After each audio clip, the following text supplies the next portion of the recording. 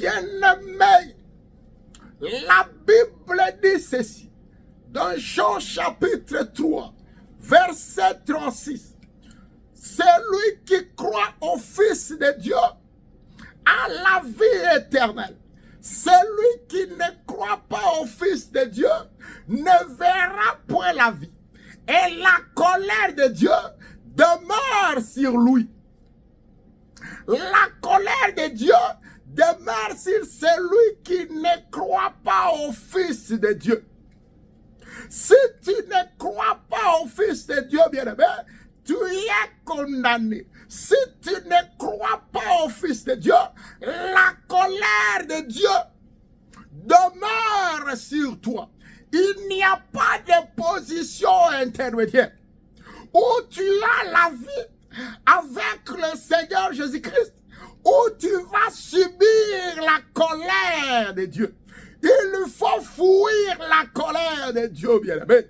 Il faut fuir la colère de Dieu. L'unique moyen pour fuir cette colère de Dieu, c'est de recevoir le Seigneur Jésus-Christ comme ton Seigneur et ton Sauveur personnel. Il est grand temps pour toi, bien-aimé, de te repentir. Il est grand temps de te repentir et de recevoir la vie avec Jésus-Christ. Toi aussi, bien-aimé, tu étais dans le Seigneur. À un moment donné, tu as renoncé. Tu as pris un autre chemin. Bien-aimé, reprends le bon chemin. Sinon, l'Éternel un jour va te vomir. Parce que tu n'as ni chaud, tu n'as ni froid, l'Éternel va te vomir. Qu'est-ce qu'on vomit?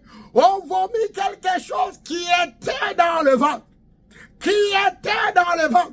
À un moment donné, tu marchais ensemble avec le Seigneur. Tu marchais avec Jésus-Christ. Et finalement, tu as renoncé, bien-aimé. On va te vomir. Et si on te vomit, la colère de Dieu sera sur toi. La colère de Dieu va demeurer en toi. Il est grand temps, bien-aimé, de reprendre la bonne marche. Il est grand temps de se repentir. La Bible dit ceci. Dans Matthieu chapitre 12, verset 41.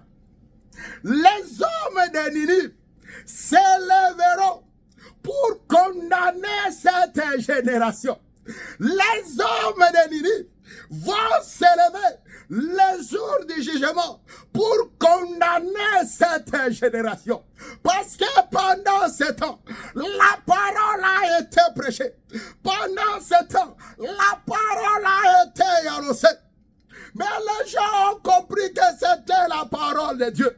Ils se sont repentis. Mais cette génération qui n'aime pas se repentir, bien aimé, tu peux appartenir dans cette génération, mais tu fais un distinguo. Tu appartiens à cette génération, mais tu quittes la génération pour que tu puisses être exceptionnel devant ce Dieu.